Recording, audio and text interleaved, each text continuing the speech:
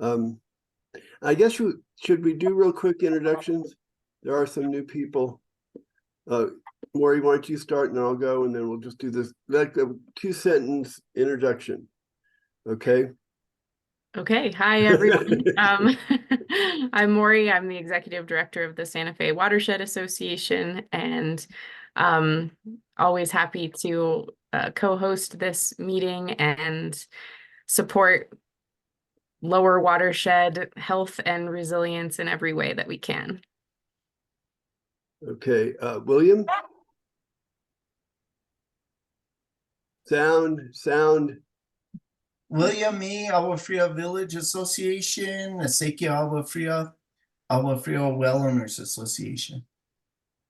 Joanna?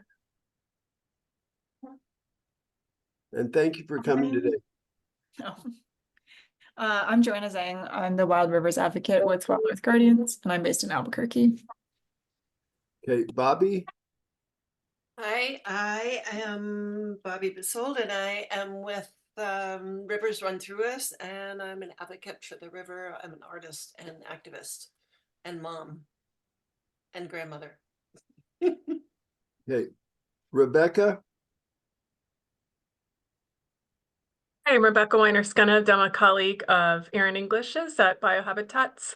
I'm a senior project manager there, and I lead a lot of our watershed planning efforts. Okay, Patricio?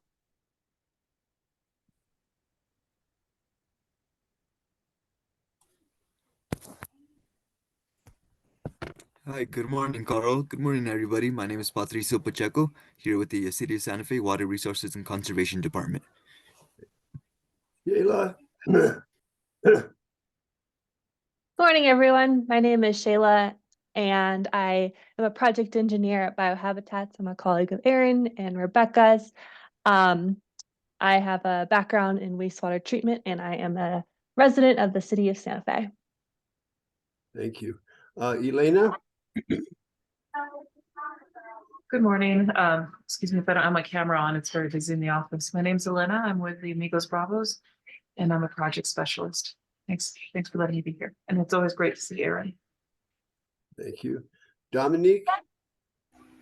Hi, I am Dominique Mazot with Rivers Run Through Us, and like Bobby Bersold, and I've missed this group, and I'm very happy to be here today.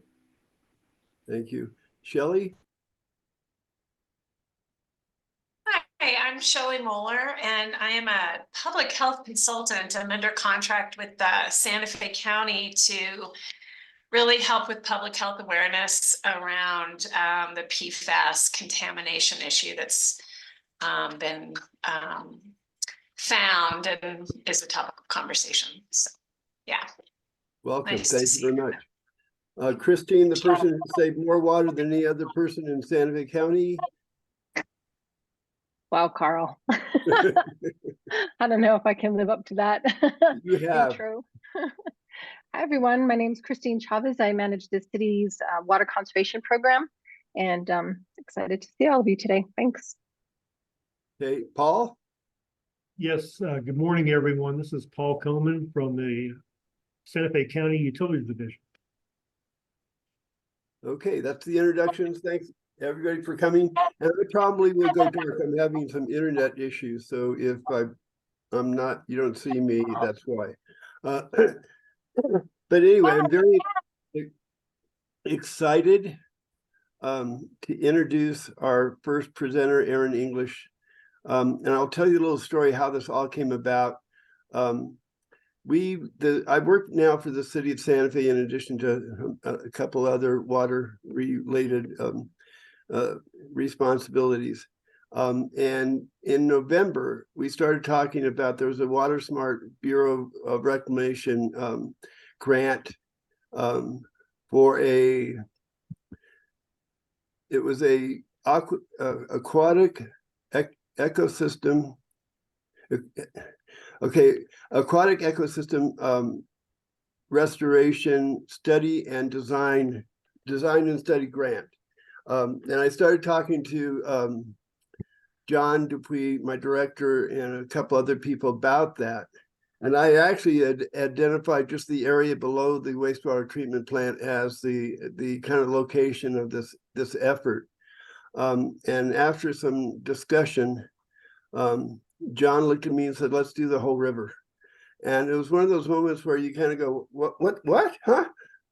Really? And so but as you move into this, it really does make a lot of sense. And as part of our application, Erin English put together her Peaks to Rio presentation, which she'll be presenting today, which was included as part of our application. We'll know about the $1 million request we made in March, and we'll see where we go from there. But I just want to say a sincere thanks to Erin and to Biohabitats for putting this together, and look forward to working with them in the future. And hit it, Erin, you're on. Thank you very much. Great. Thanks, Carl. It's good to see everybody. I know many of you, some of you I don't. My name's Erin. I'm a practice lead and I run our Southwest Basin and Range office here in Santa Fe for Biohabitats. I am a resident of the village of Agua Fria for 17 or 18 years and live on the river too.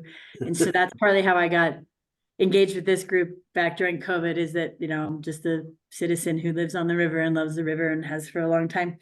And with that said, we as Biohabitats have an opportunity to direct 1% of our net service revenue, our profits, or our income each year, 1% we give back as cash or pro bono services to organizations and groups that are, supporting nature in some form or another. And so we selected to use our 1% funds here in Santa Fe to support the Santa Fe Watershed Association, the River Association.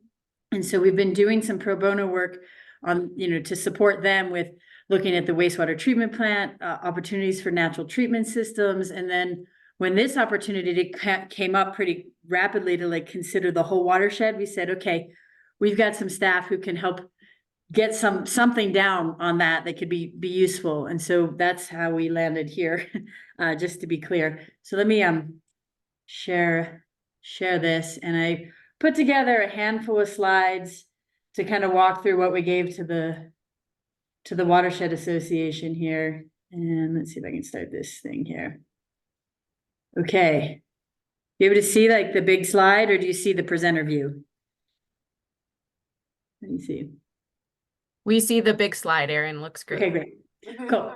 Okay, so I'm going to caveat this in a moment, but basically what Carl said, when John Dupuy said, let's look at the whole river, we said, that's really fascinating.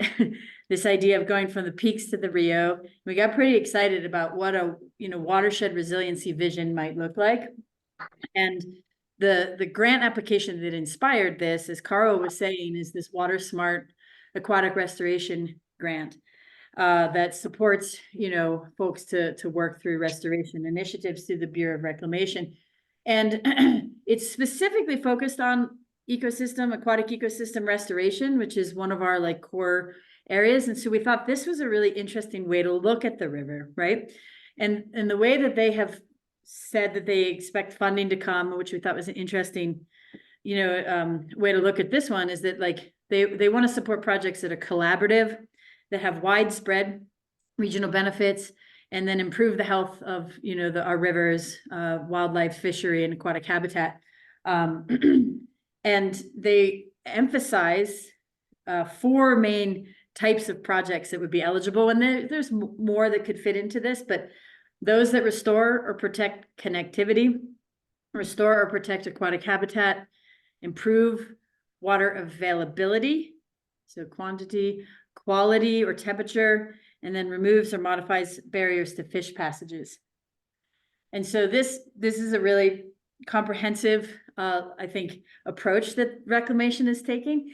And I believe it's the first year for this grant cycle, or maybe this is the second cycle of the first real year. So it's new. And so we put this together to support the Watershed Association, who then gave it to the city. But what I want to say really clearly here is that everything you'll see has come from at least our experience and my experience here over the last 20 years or so of really listening to groups like this one, who have spent so many people here, right, have spent their whole lives looking and focusing on the river. And so it's really, this is just like reflecting back what we've heard. And so I just want to be clear, this isn't our plan. This isn't even a plan. It's just a vision. And that it's all come from listening and experiencing, what we've heard over the years here. We did lead the Living River ordinance work a little over a decade ago to help get the Living River in place. So that was an opportunity too, to listen to, hundreds of people in public meetings and to help write the technical basis for that ordinance, which has been implemented, with some success, right, over time and some challenges, but that a lot of this comes from like that process. And then also from what we're hearing from the leadership from the city of Santa Fe too, around this idea of looking at the whole river. So I just want to caveat that, and like hats off to all the folks who've spent so much time and effort thinking about this. It really is inspiring. And so we took a look at 3 of those 4 sort of eligibility criteria for this grant, and really looked at like, well, what does an ecosystem restoration approach for the river, like what might that be? What opportunities are out there? So we looked at the restoration of connectivity, restoration of aquatic habitat, and then the water availability, quality, and temperature questions. And so just, I'm going to walk through each one of those briefly and then show you like a map that we put together. So for connectivity, the Santa Fe River, as we all know, is different than a lot of rivers that like have actual water in them all the time. And so this connectivity often applied, like when they're talking about that from an ecological perspective, that might mean like allowing fish free will to pass through, or connecting the floodplains to the channel. And in our case, like we have a wet upper watershed, a generally dry middle, and then a wet bottom part of the watershed. And so like, what does that mean for us? So there's probably different opportunities depending on the position in the watershed. And so what we thought, well, what if we said that could be like connected corridors? Instead of just like connected water surfaces, that look at floodplain recreation and wildlife connectivity. A lot of animals use the river.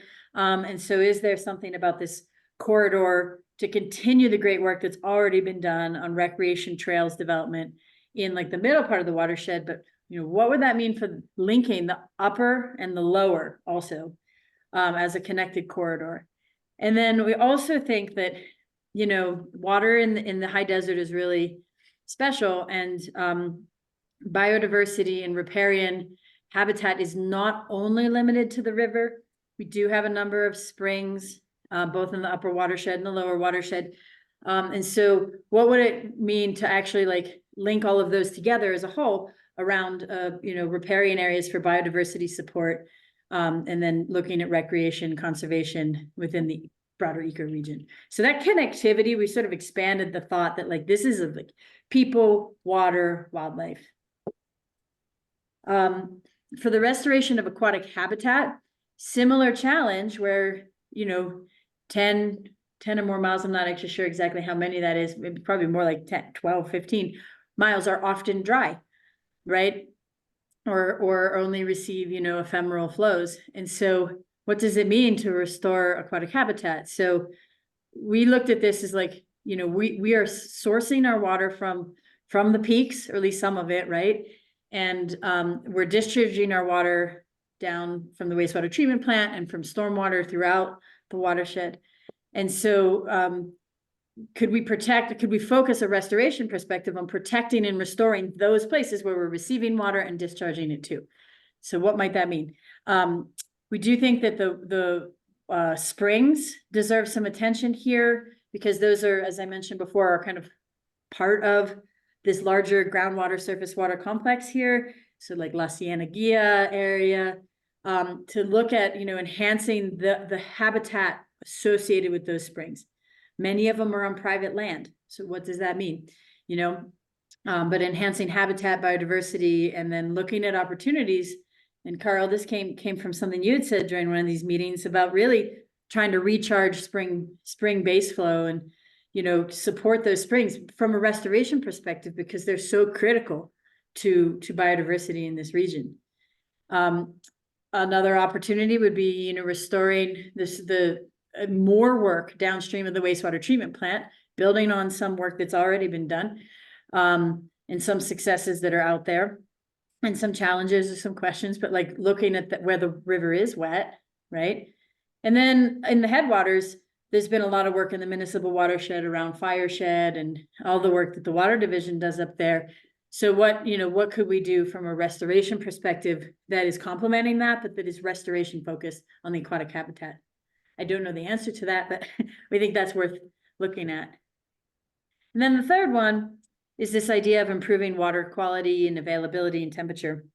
And so again, this applies mostly where we actually have water, but also to the water that, runs off when it does come. And so there's a number of impairments throughout the watershed that are known, right? So the upper watershed has impairments for metals. The middle reaches between the reservoirs and the wastewater treatment plant have bacteria, metals, and PCBs. The lower reaches have bacteria, nitrogen, and phosphorus. That's at least what's known right now when you look it up. There might be other things added, but for now, that's, what we see. And so what would we do to focus on those? Like, what does that mean, right? For these different positions in the watershed to improve that quality. Certainly the Paseo Real wastewater treatment plant has been on everybody's mind, as there's been exceedances for bacteria and nitrogen and other constituents, and efforts ongoing that the city's working on to upgrade the disinfection. But, what's the long-term game here in terms of improving that water quality for traditional uses, recreational uses, for the benefit of aquatic organisms and wildlife, and then any future flows, should that happen, back to the Rio Grande, right? So certainly improving our wastewater treatment system is critical here. And then, continuing and building on the good work that's already been done around urban waters and stormwater green infrastructure, to look at water quality, and then also recharge where we can within the water rights context. So those are some of the opportunities we saw, right? And also discovering through this process that there is not actually a comprehensive watershed management plan for this watershed, which is 285 square miles and runs from those peaks to the Rio. So we thought, oh boy, that would be really interesting within a restoration perspective to look at, getting some movement on a watershed plan. So we put all that together and made this graphic, which is maybe a little bit challenging to read at this scale, but I'd be happy to share it out and make it available for whoever wants to check it out. And generally, looking at the river part of the watershed, it's a very big watershed, right? 286 square miles, but we took a view and created this graphic that tried to capture the idea, like the peaks to the river, and there's a lot that goes on in between those river miles there. And I think, what was it? The 46 miles. 46 miles. There's some Watershed Association facts there on the right that I got from your website, Mori, thank you.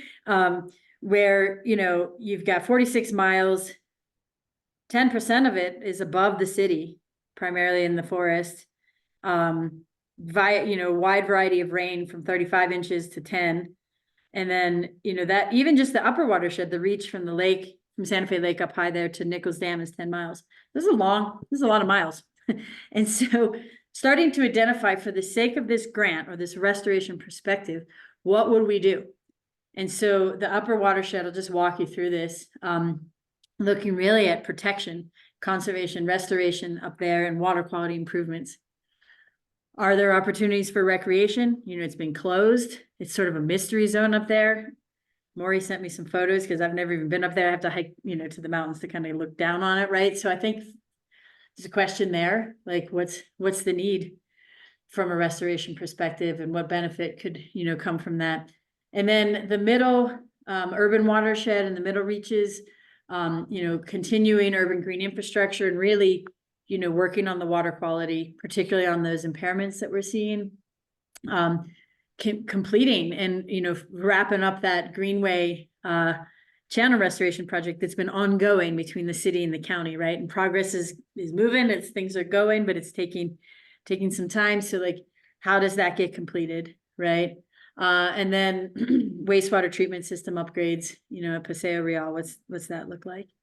And then in the lower watershed, you know, can there be this expansion of restoration activities that have already happened, and then maybe some more that are considered? The springs tend to occur, I think, in the most, you know, opportunities are down there. Village Agua Fria, as William knows, we've already lost our springs. So, you know, this idea of like looking at like, let's not lose any more because they are so important.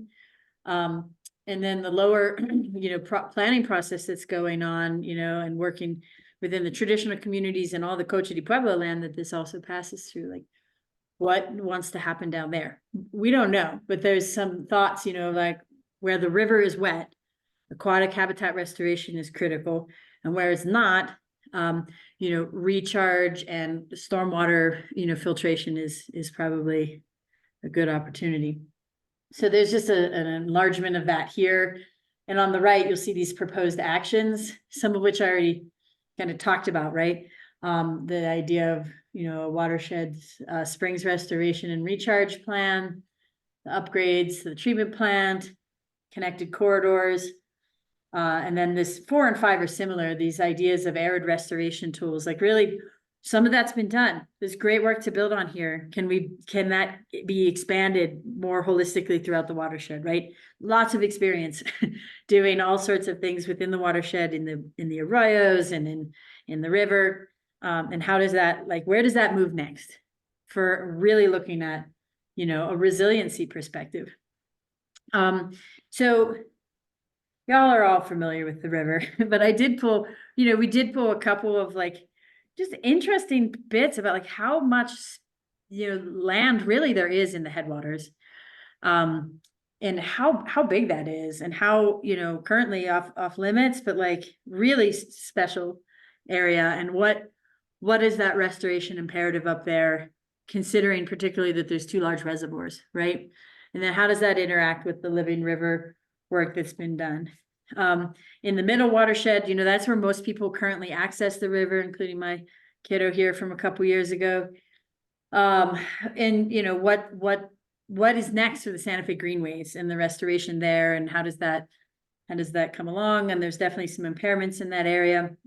And then in the lower river watershed, you know, we took our holiday party here. We took Mori along and went for our holiday party. We hiked downstream in the wastewater treatment plant, found all sorts of, you know, kind of funky things happening with foam and whatnot. And we know the discharge isn't great right now, so we're very, very careful. But like, what happens down here? And so this maybe think a really good reason to consider a watershed resilience plan, which captures all of the things you might see in a typical US EPA oriented 319 watershed planning process, but that is also embracing this idea of restoration oriented traditional and historic uses and future resiliency with climate impacts and, you know, connectivity of the Rio Grande. Like, what is this whole system needing as we move into the future? So that is it. Yeah, so that's what we gave to the city, and it really is what I can just say in conclusion here. It's just this vision that we put forth, you know, for the community. We don't have any like designs on that. It's mostly like, these are the things we see based on our experience and the work we do as a firm, as potential opportunities here. And I'm sure there's more, right? Because this was done pretty, you know, focused for the sake of getting this grant application in.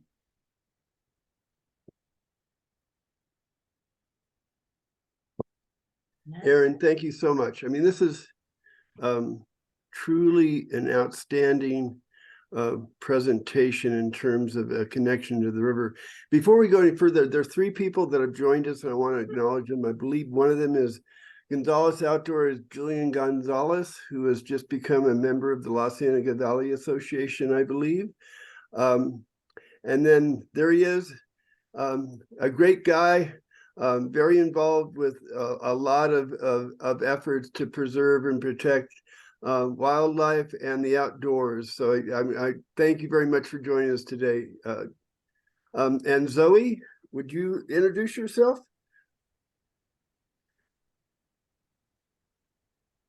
Hi, everyone. I'm Zoe Isaacson, River and Watershed Manager for the City of Santa Fe. I think I know a good or fair amount of you, but for those of you that I don't know, I look forward to meeting you in the near future. Okay. And thanks for this presentation, Erin. I really enjoyed it. Bill, you want to say hi? Thing. Hi, everyone. Bill Schneider, Water Resource and Conservation Manager, and a big advocate on all the great successes this group is embarking on. So thank you. Okay, so now people need to understand this is a study and design grant, which allows us to, and the purpose is because the next step is to start projects, identifying areas that we want to do construction and restoration efforts. So this is just the beginning of looking at this. And I can tell you from, at least from my perspective of working with the city, is that this isn't, if we don't get this grant, this isn't stopping. We're going to continue to push forward until we get this study done and understand this river much better than we ever have before. Because I think it's just so important in terms of, and again, this is, and one of the things we did, which was unusual, I believe, in this grant application, and I'll take responsibility for it, is I brought in some of the history of the river, because it goes beyond just being a water source. It was a trail. It was, and the relationship it had to the Pueblo people, and its relationship to the Acequia culture that came in the 1600s. Those are things I really kind of pointed out as part of this restoration effort, that if we can get clean water to these folks, it'll make a difference. And so I was really kind of excited about being able to add those kinds of things. So any questions for Erin? Any comments, thoughts? Bobby. I have to go back and look at my notes, but one of them was, the most recent one is, are there any thoughts how to deal with the current sewage treatment plant, which is emitting E. coli and other stuff into the lower Santa Fe River? That's going to be the next agenda item, and I will go into detail about that. Oh, that's, oh, okay. Okay. Do we have to wait till then, or can we talk about it now a little bit? Well, I want to make sure we got everybody's comments, and again, Erin, I really want to thank you. This is really, I got emotional when you brought this forward. I have to say, it was one of those moments I'm going, wow, this is just really cool. So thank you. Any comments or questions for Erin, other than a big thanks? Okay, so I'll skip ahead to item 3, and we'll talk about the Paseo, right? I'll say something real quick. Okay, if I please. can jump in just before we move on. Yes. Erin, we have not had a chance to kind of work on some of the issues that you brought up in the urban reach of the river, but I just want to say that I'm absolutely available to connect, to maybe talk about more specifically that urban reach and identify areas or issues or concerns that this group may have, and how we can move forward to address them, and how we can kind of work to help bolster or make this programming a little more robust. So thank you. So you brought up something I think is really important to be able, and I'll get Julian, you'll be next, to be able to succeed in this effort. It's going to take all of us. It's not going to be a couple people here, a couple people there. It's going to has to be all of us working together to make this happen. So I think your point was really good, Zoe. Thank you. Julian. Oh, can you hear me? Yes. All right. Yes, thank you guys for all your time and effort. And this is a beautiful working group. It looks like I've been in many working groups.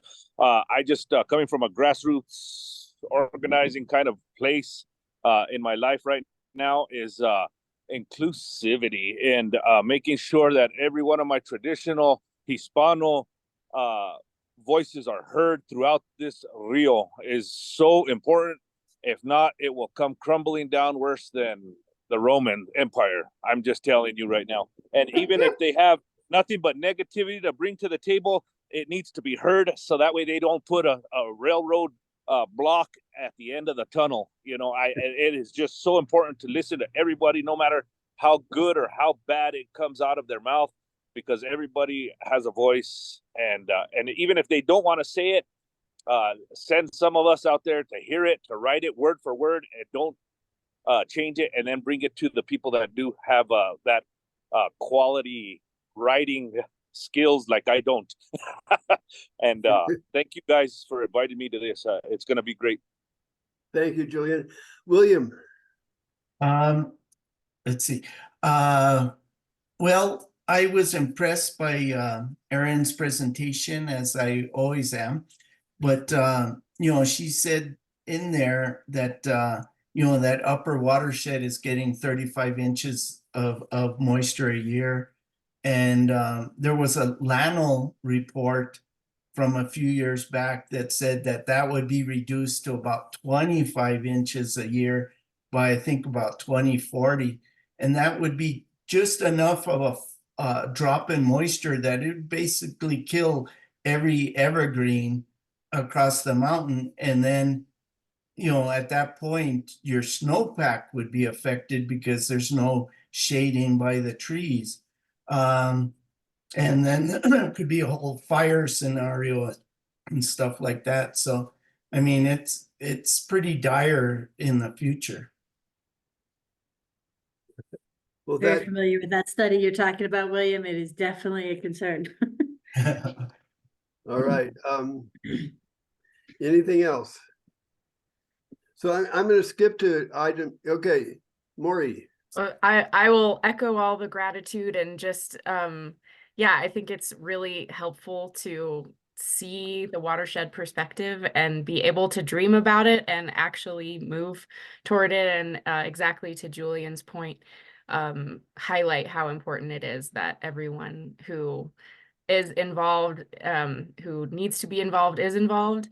I, in that light, want to just highlight for everyone my current parroting is to keep an eye on all of the plan updating that the city is doing, in addition to any river and watershed planning, which will hopefully happen, but the land development code moving into the general plan updating.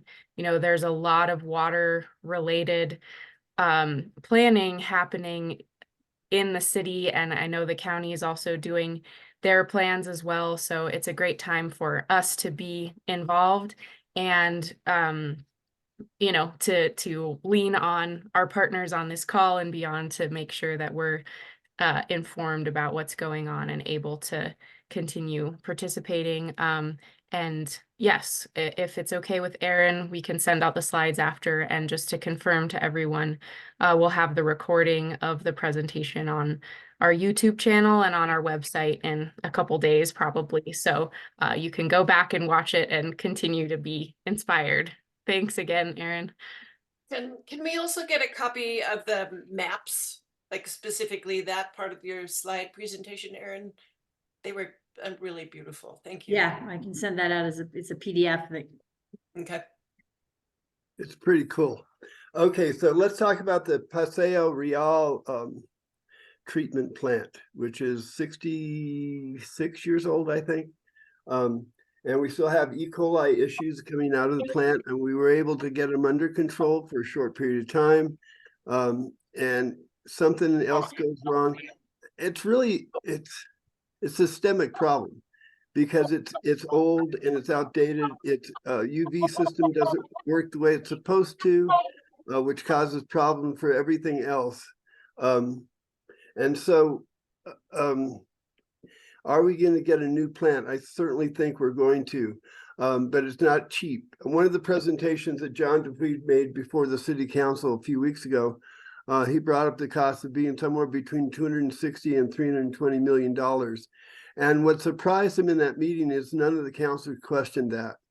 And there is, you know, federal money and there's other monies that are available, but it really is going to take some time to figure out exactly how to do this, because there is going to be some discussion about trying to rehab the existing facility versus a new facility.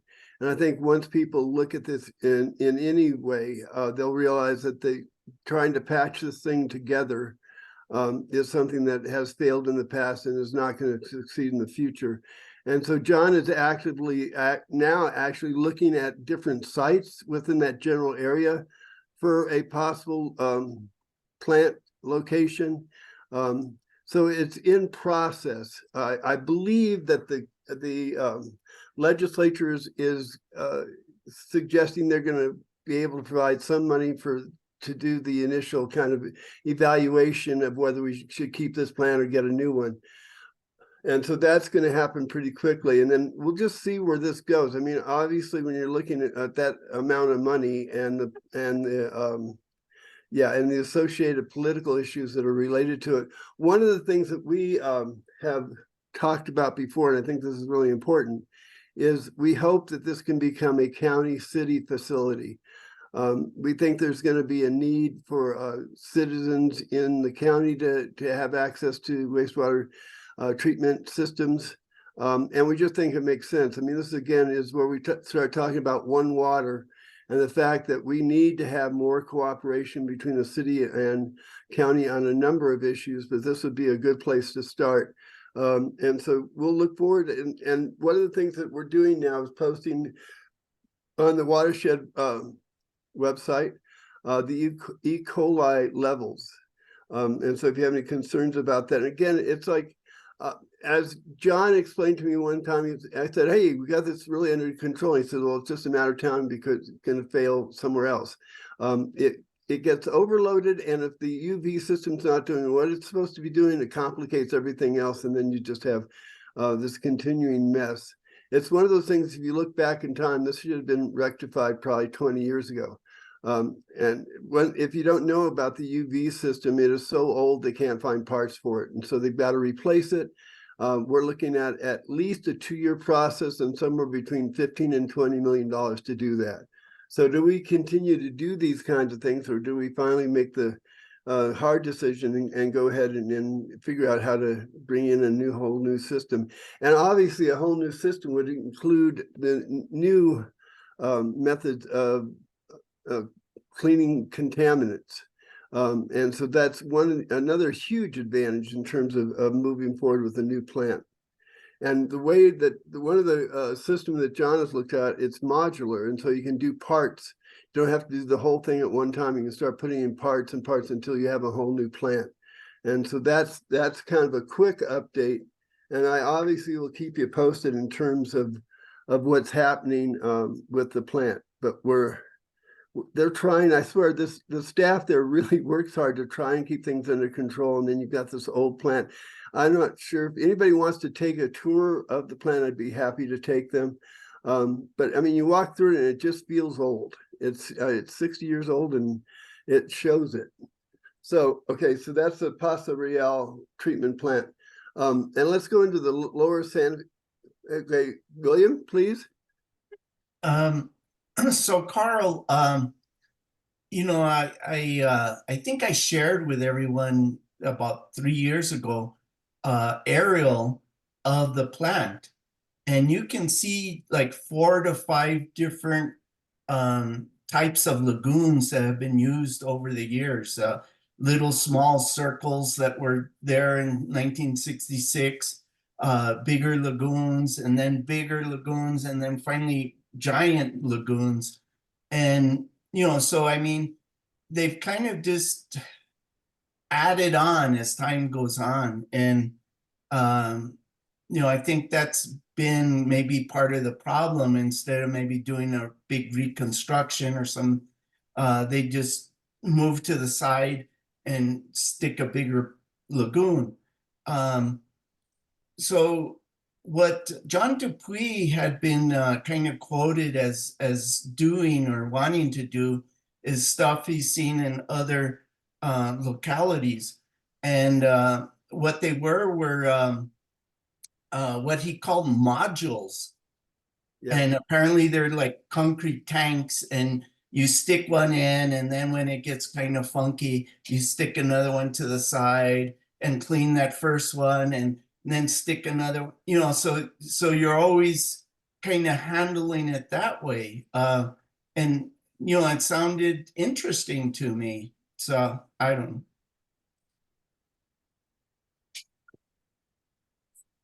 Go ahead, Maury. I had a related question, Carl, or maybe one of our other city colleagues can jump in as well, as how the master planning process is going as well. I understand that there is a water reclamation master planning process happening. Are there any updates or information that would be worth sharing about that? I'm not privy to that. Bill, do you know anything about that? Well, I do know we have Carollo engineers working on the master plan, and then they've been issued, is my understanding, Maury, an additional amendment to that contract to essentially explore an upside downside analysis of rehabilitating the existing plant versus a replacement, as Carl alluded to.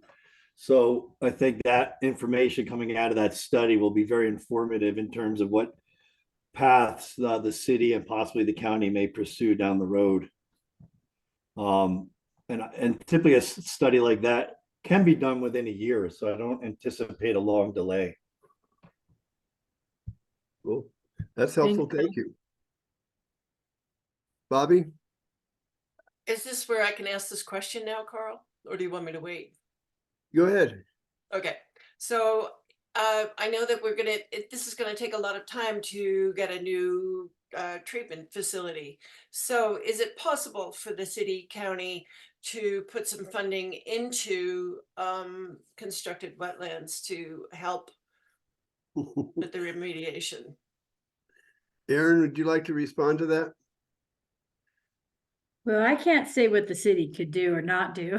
I know that. Yeah. But Bobby, as you might be aware, the other part of the pro bono work we're doing for the Watershed Association has been to look at whether it's feasible to put in some sort of natural treatment system biofilter on the back end for at least some of the water coming out of the plant.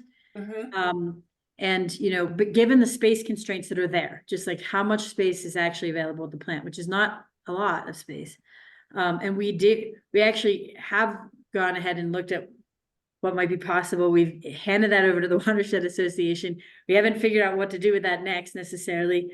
But one of the things that we have looked at there, we did some statistical analysis of the data that the city has been willing to share with us. And, certainly the bacteria are an issue, but so are some of the nutrients. And so we think that, the treatment wetland strategy wouldn't be able to treat all the water, but it could treat some of it and would be designed to kind of target the bacteria and the nutrients. But ultimately, they need to get the UV system up and running. You need good disinfection. And I know they've been working around, like using some chlorine and some other like dechlorination with some of the reuse equipment out there. We went out and met with them and talked through how that's all working. Certainly, they were doing the best they can with what they have. So, it is a joint effort that way. But we do have a preliminary concept for this that we've given to the Watershed Association. We can figure out, how to talk about that. Well, thank you.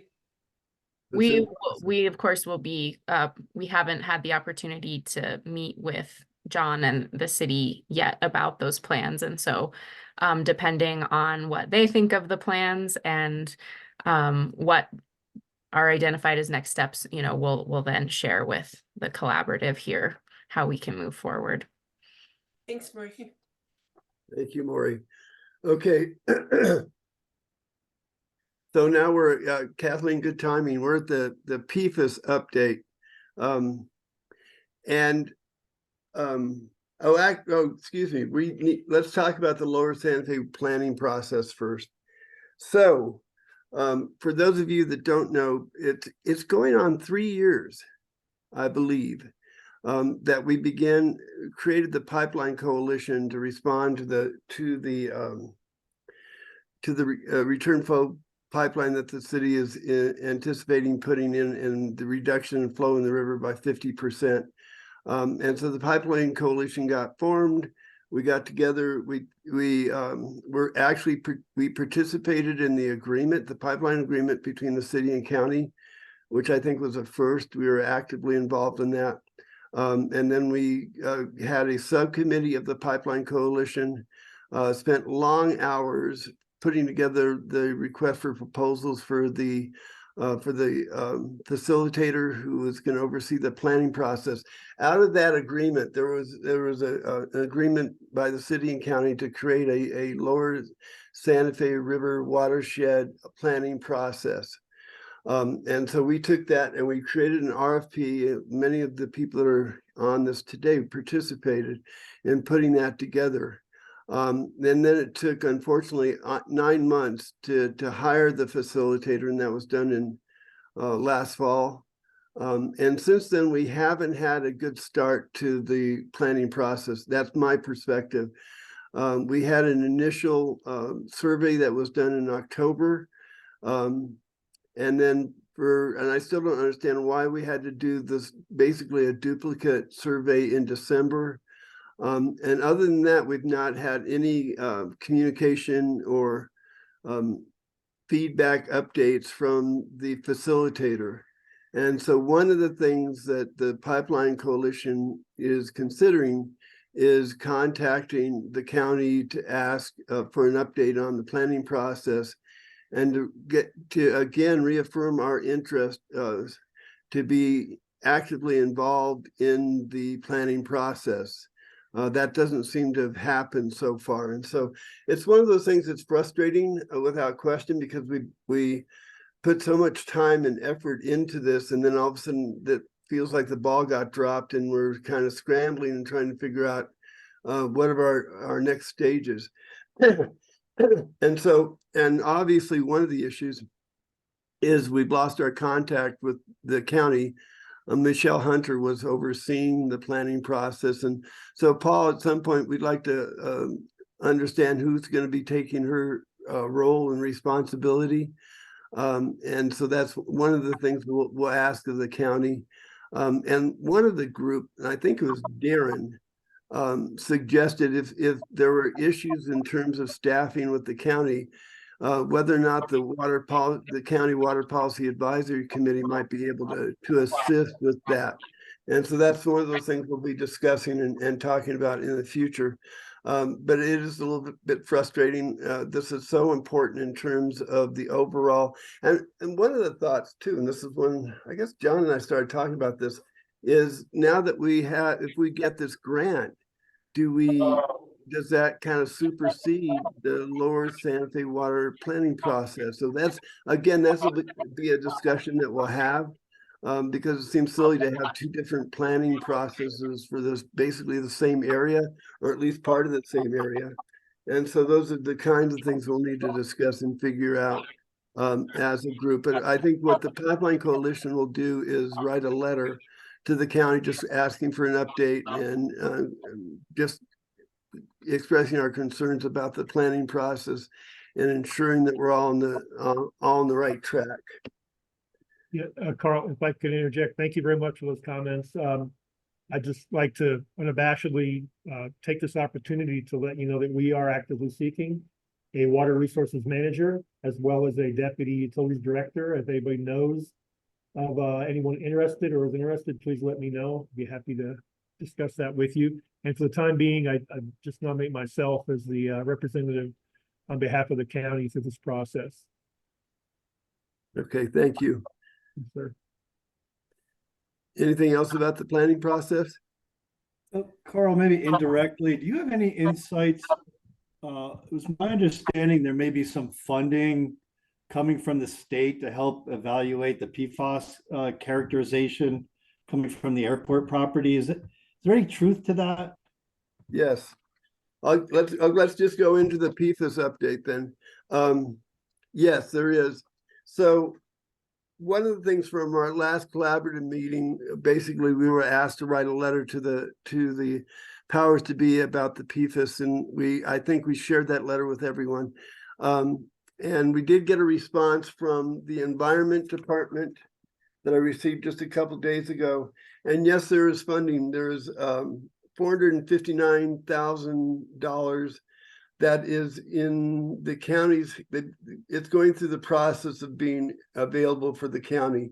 It's been, as the Secretary of the Environment Department, Kenny says, is it's been offered to the county and it's in the county process. I guess it's in the procurement process. And so that's happening. But there, one of the things that I, as I read this letter, and I'll certainly make it available to anybody, a couple of things. One is that there is no indication of a plan for mitigation. It's just basically, and it repeats a number of times, is that individual well owners are responsible for treating and taking care of their own wells. There's no authority that the Environment Department has, which is all, anyway, so it's one of those things that you hear sometimes and doesn't make you feel good. But anyway, so that is happening. And the other thing is that they gave us, and again, we'll distribute this as much as we can, but there is a PFAS and your private well kind of flyer. But the problem is it's not in Spanish, and that's got to be done in Spanish. So that's a couple of the comments. And I guess, Shelley, is Shelley still here? Yeah. No. Okay. So these are kind of, I may be hitting you. I don't mean to be, but these are the kinds of things that we've run into. One of the things we would like to ask is if the county can do an expedited procurement process so that we can have funds for testing wells, if that's possible. And the other thing is that the PFAS fact sheet should be in Spanish, because we've got a sizable immigrant population that aren't going to be able to read the English version of this. And we think it's really important that they get out. Now, one of the things that we've discussed, and obviously being the former president of the La Cienega Valley Association, we do have the ability to do newsletters. It goes out to between 1,300 and 1,400 homes in La Cienega and La Cienega, but it is an excellent way of getting information out. And obviously, I think we need to start, I'm sure you probably schedule meetings as well, Shelley. And we would like to see if there can be someone who can interpret, be able to provide Spanish information in Spanish. So yeah, okay. Go ahead, and then I can speak to some of those No, things. you go ahead. I mean, I feel like one of the things I want to make sure we're not doing is interfering with anything that you're doing. That's the last thing we'd want to do is we want to support. We want to get information out. We want to make sure residents have all the information they can in terms of what can be done. So with that, Shelley, you want to tell us what your plans are? Yeah, so right now I'm working on an FAQ. So I got a list of questions from Andrea, the president of the La Cienega Valley Association, and these are really common, frequent questions coming from the community to her and to the county. So there's quite a few of them. I would say there's around 25, and I have them answered, and I've actually shared them with Andy Yocums from the Drinking Water Bureau at the Environment Department, and he's reviewing them. Once those are, done, and the county has read through and everything is approved, they're going to be translated into Spanish, and we're going to get those out. Hopefully that will be 2 weeks, maybe it won't take that long. We'll see. So knowing about the newsletter is helpful. And do you have a contact for who is in charge of the newsletter that goes out to the families in these two communities? Andrea. It's Andrea. Crawford. Okay. Yes, Okay. absolutely. Okay, that's great. And it costs And about then costs about $700. Okay. As far as getting that info sheet translated into Spanish, that's also something that I'm going to have done. I'm not the translator, but I'm working with somebody who will translate that. So that is on the to-do list. I figured the first thing I'm tackling is getting information out, getting answers to those frequently asked questions out, and getting those translated. And then we'll work on translating that sheet that the Environment Department created. And I can actually I have it. I can share it on here when I get done talking. For those of you who haven't seen it, it's good. And there's a couple of others that I've come across that I'm attaching to this FAQ that are also helpful for people who are owners of private wells, just to get information on what they can do around testing and filtration. So that's how I can answer part of what you've brought forth today. I'll try and answer questions, but is there any other questions that people have around this issue? Questions, folks? This is Julian. I am on the board with Andrea, Angelique, and Jolene. I'm sure they had a scheduled meeting with you, Shelley, next week, if I'm not mistaken. I don't know if anybody else needed to be there or be invited, but I will relay a lot of this good information to them. Thank you. Great, thank you. Kathleen? Thank you. Yeah, I'm glad I chimed in when I did. And I was actually out talking to someone at the gate about this very thing. Someone with a baby stroller walking down as I was parking my car. So yeah, the questions, I'm very happy to hear about this, Shelley, that this will be coming out. And there's so many questions people have about filtration, what system works. We just went through it. And I just feel like that's been a huge point of confusion for people in terms of the standards.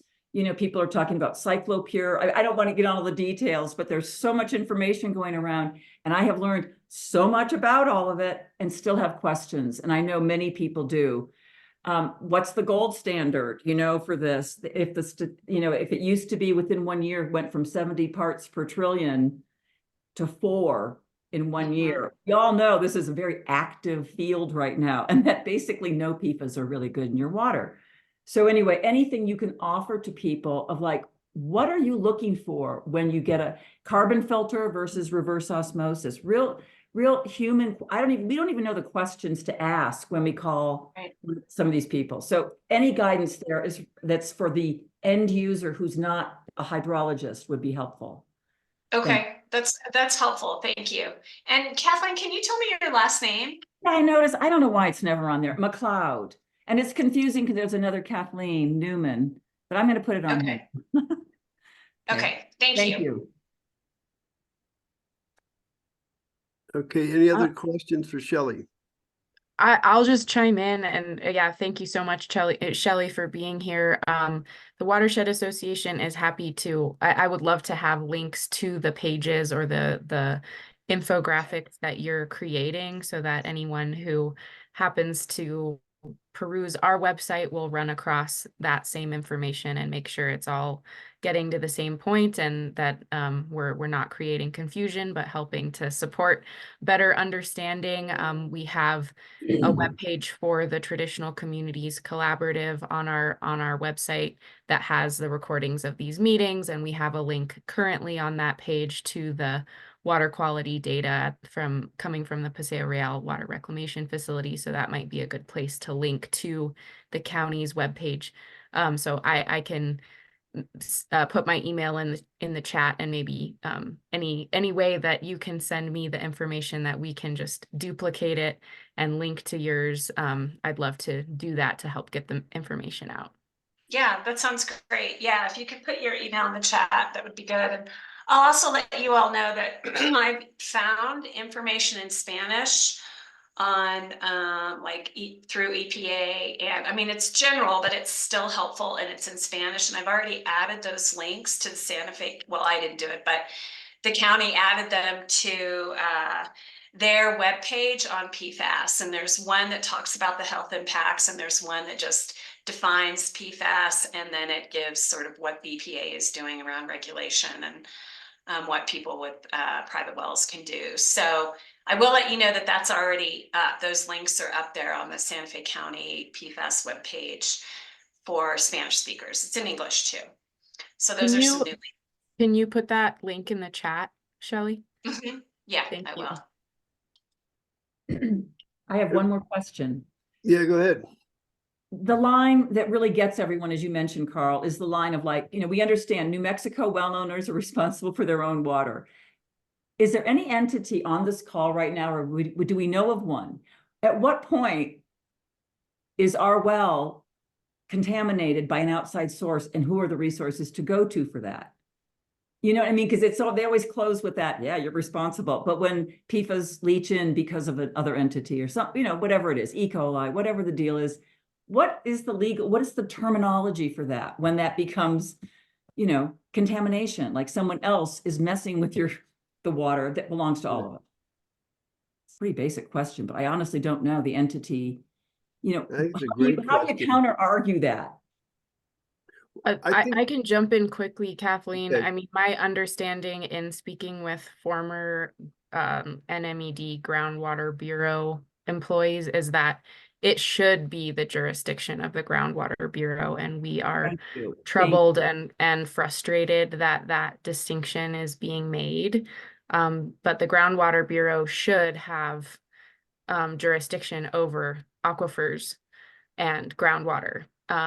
So that should be an avenue, but for some reason, the Groundwater Bureau does not seem to be taking that initiative, and I am not privy to enough of the politics and complexities, and maybe there's someone else on this call that can describe that more. But I think that any future conversations we have, or future letters that we'll be writing, etc., will be trying to emphasize that the Groundwater Bureau should be regulating and participating in this process, and they don't seem to be super active right now, which is disappointing, to say the least. Well, before the meeting, Maury and I were talking specifically about that there are a whole lot of issues that the Secretary of the Environment Department didn't really address. And one of them obviously is a mitigation plan and who's responsible for fixing things. And so we will push that as hard as we can, as quickly as we can. But we will be probably I hope by Monday, we'll have a letter back to the Secretary of the Environment Department specifically addressing some of those. And Shelley, if you can give us your email address, we'll start copying you on any communications we have with anybody, because we feel it's really important that you be the focal point in terms of gathering information. But it's frustrating on a number of levels because we know that the Groundwater Bureau should be involved, and for whatever reason they're not wanting to be or distancing themselves for some reason. And so it becomes somewhat of a political issue, and maybe we involve our Senator Stefanik and Representative Chandler in pushing the Environment Department to be more active. Yeah, thank you. I did put my email in the chat, so you should have it. And I will say that something I've learned so my background is public health, environmental health is new. So I've learned a lot. I had to read a lot coming to this work under this contract. But something I have learned around this issue of private wells and private well owners when the contamination is coming from another source is that EPA is in the process of putting forth regulations around this issue. And once those regulations are actually out there, well, let me put it this way. I have read that one thing that they want to do once regulations are in place and passed is to hold the source of contamination responsible for reclamation, if that's the correct word, and clean up. So it's big. It could take a long time, but that is the aim of what EPA is trying to do around PFAS and the contamination of groundwater and how that runs into people's, even with private wells, not just public water systems, but private wells as well. It's not an immediate solution, but I just wanted to share that's the aim. Thank you. Any other questions? Maury, you want to do the watershed update? Sure. And I just want to thank Elena for sharing a lot of links, and also Shelley for sharing the county links as well. So I'll figure out a way to get those out to everybody in the listserv, but also I can definitely put all these links on our website and in the comments on the recorded YouTube video here so that you all can keep referring to them, and so can I. So thanks, Elena and Shelley, for adding and contributing all this information. Yeah, I can keep the Watershed Association update pretty brief, but we're gearing up for all of our spring education programs in collaboration with the City of Santa Fe Water Conservation Department. We're starting, I think we still have a few slots left in our Adult Climate Masters course, which is a 10-week kind of learning about climate change and everything you can do and everything going on at different scales, but especially the local scale. Lots of really great speakers and field trips. So if you're interested, check it out on our website and our newsletter. We're also starting up our 5th grade field trips to the municipal watershed, where we're able to work with basically every 5th grade public school class in the school district and introduce them to the Santa Fe River and help them learn about water quality and where their water comes from, what a watershed is, how to take care of it, how to save water, all that good stuff. And we'll also be gearing up with a lot of community stewardship days, workshops, cleanup events, things like that. So if you're interested in any of that, I invite you to subscribe to our newsletter if we're not already. It is a different list than the traditional communities collaborative list, which we just host, but it's not associated with SFWA. So check it out if you are interested. I think I talked a little bit last time about us starting our own strategic planning process. So that's underway, and I'm trying to get organized enough to reach out to more partners than our consultant was able to interview to make sure that we're able to get a lot of your feedback and insights about how we can best serve our entire watershed community and what are the priorities that we should be focusing on in your opinion. So hopefully I'll have something more organized together in the coming weeks.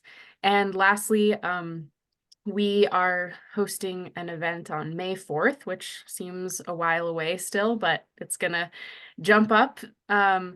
Star Wars Day called Love Your Watershed Day, and it's going to be at DeVargas Park, and it's going to be both a community cleanup event where we'll invite folks to start cleaning up anywhere in the watershed, kind of, you know, in the spirit of Las Limpias and in leading up to the river blessing just a few days after that in May. So helping spring clean our watershed and then kind of gather at DeVargas Park, and we'll have a lot of fun activities and music and you know, just an opportunity to gather and celebrate our river and watershed. So that's going to be May 4th at DeVargas Park, and I would love to celebrate our river with all of you. So I think that's all I have for now. Very neat. Very neat. That's very cool, Mori. All right, folks, any other comments, concerns, issues? Thank you all for attending today. Shelley, please. I just had one question. I do need a contact at the city. One of the questions that's frequently coming from Cienega and Cieneguilla is, what is the city doing to address this problem? And I don't have a contact at the city for that. I don't know. We have a couple of city representatives here today. I don't know if anybody could give me a contact at the city that I could ask that question to.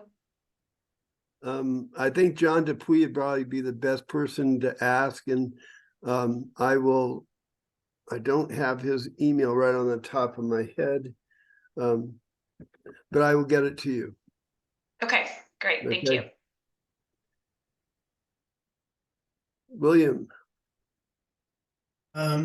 Well, you know, Carl, the Santa Fe River Traditional Communities Collaborative has an executive committee, And we meet the month in between when we all meet here, and we discuss a lot of these issues. So we're kind of working behind the scenes, and I just wanted to remind people of that. And you know, and I go back into my community and I ask them, you know, what are your concerns about water, about the Santa Fe River?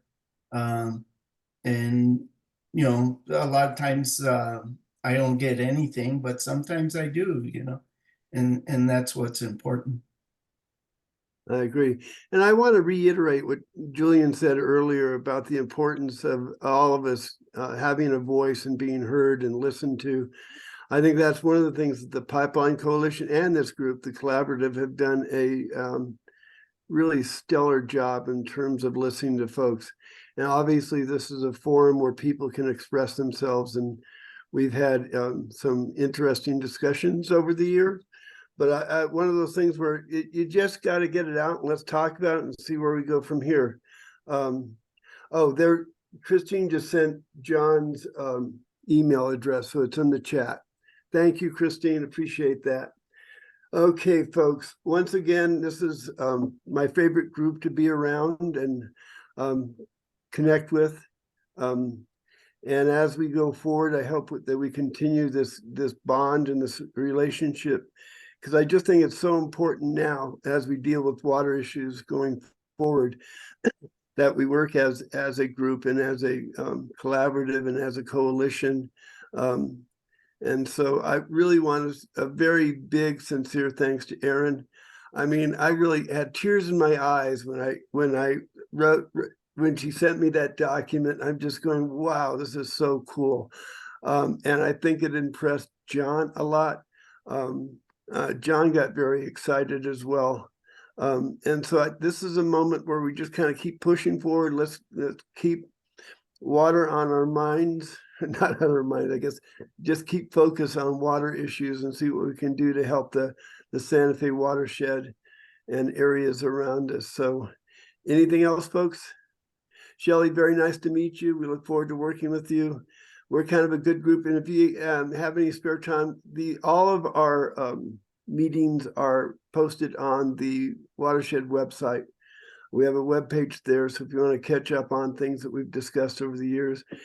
Christine, thank you as always. I mean, one of the things we talked, actually, John and I met with Christine the other day, because in this planning of the river, this aquatic ecosystem